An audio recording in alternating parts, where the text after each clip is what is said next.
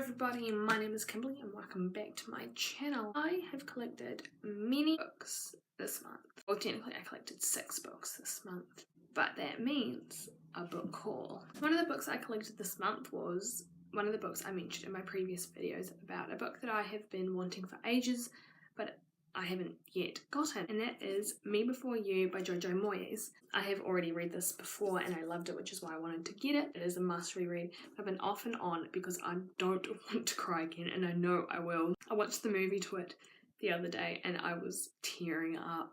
I was crying so much. Me Before You is about a girl named Eliza Clark, and she has been made redundant by her boss at a cafe, and she's been given 3 months worth of pay and she has to now find another job. She finds a job looking after a quadriplegic man named Will Trainer, and she has to try and keep him alive throughout the whole story and make sure that he doesn't want to die. So you follow their story and their relationship and how it unfolds. You will end up in tears just like myself. Another book which I got for Christmas this month was In the Dark in the Woods by Eliza.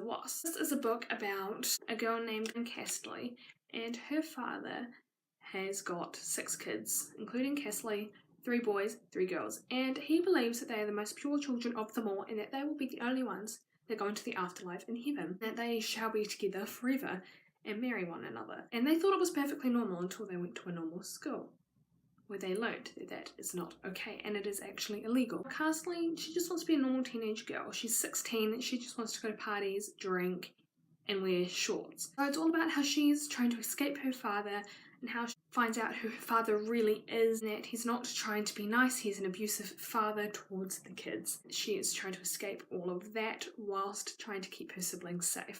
The next book I bought at a local market for 50 cents. That is The Book Thief by Markus. I won't go into much detail because I have explained this in many of my previous videos. It is about a girl called Eliza who ends up stealing one of the mayor's books, and she gets invited to the mayor's wife's library, where the mayor helps her to learn to read and pretty much encourages her to write a book, which Eliza writes while she's in a war. And it's all about how she's in the basement while she's in the war. So that's pretty much a quick summary. I won't go into too much detail because I have mentioned it in many of my previous videos. I've heard many great things about The Book Thief, which is why I can't wait to get into reading it as soon as possible. So if you've read this book, please let me know what you thought about it. I'd love to hear your opinion. Now I went to the warehouse and I bought 3 books, 2 of them at the same time and one I actually bought the other day, which was a very popular book, which is why I had to get it, and it was only like $8, so I had to get it. That book is The Girl on the Train by Paula Hawkins. Now I don't know too much about this book, but obviously it's about a girl on a train. Apparently it's got very high expectations, so that's what I'm kind of going for into the book, which I shouldn't because it will let me down if I have too high hopes. The day she's got on the train, it is exactly the same until this one specific day where all hell breaks loose and she ends up going to the police, but apparently she is unreliable and it's all about that. The next 2 books I also don't really know much of. They're pretty much books which I saw, thought were pretty cool and picked up. This book is Skink, No Surrender by Hiaasen. Very short book, so it will be a quick read, probably a readathon read. It's pretty much about a girl that goes missing and the cops can't find her, and a boy named Richard knows someone who people are just trying to find her. It sounded really good, so I picked that up. It's got 181 pages, so it's a very short read. And the last book I picked up, which was also for $1.50, is The Serpent King by Zentner. I too don't know much about this book. It says, they lay for a while on their backs, gazing into the starry expanse through the railroad tracks, listening to the dark river below. This might be it, Dill thought. This might be the best your life ever is. This moment, right now. I read somewhere that a lot of stars we see don't exist anymore. They've already died and it takes millions of years for their light to reach Earth, Dill said. That wouldn't be a bad way to die, Linda says, giving off light for millions of years after you've gone.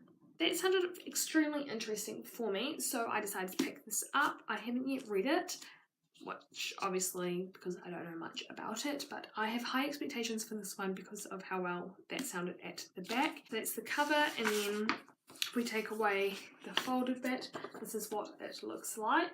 Very plain, very simple. So I'm excited to read it. I'm not quite sure if it's a popular book because not a lot of people have been talking about it, but it was in, I think, one of the Owl Crate boxes. It was inspired a bookmark or something in an Owl Crate box.